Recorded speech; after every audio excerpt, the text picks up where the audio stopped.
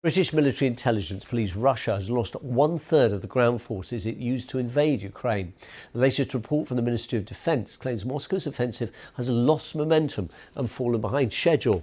The assessment is in stark contrast to briefings coming from the Kremlin, which still paint the invasion as making steady progress. President Volodymyr Zelensky warned the situation in the east of his country remains difficult. Our correspondent Joe Inwood reports now from Lviv. It's hard to believe that anyone still survives in the ruins of Azovstal. An incendiary bombardment raining fire down on the last Ukrainian defenders.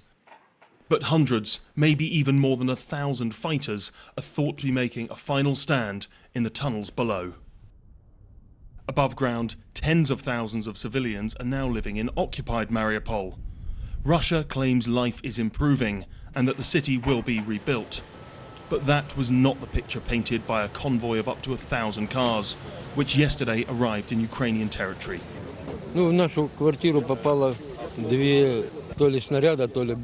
Our flat was destroyed by 2 impacts. These were either shells or bombs. Everything got burnt to the ground. Nearly a month we used to live in the basement, and then we decided to sneak to a Ukrainian-controlled area. We don't recognise the Donetsk People's Republic. But it's not just civilians leaving the ruins of Mariupol.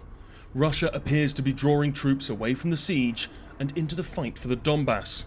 And you only need to look at their disastrous attempt to cross the Svyetsky Donets River to see why they might be needed. An entire battalion wiped out over just a couple of days. It's led British military intelligence to claim Russia has now lost 1/3 of the forces they used to launch this invasion. But in this war, you get a very different picture painted by both sides.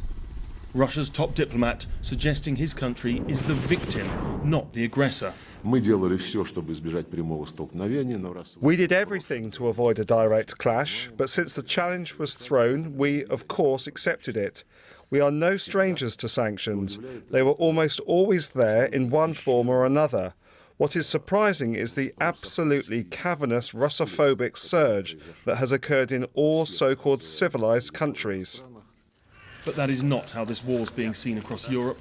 Finnish troops have been on exercise as their country prepares to formally request NATO membership. The very thing President Putin has always sought to prevent is happening as a direct consequence of his war. Joe Inwood, BBC News, Lviv.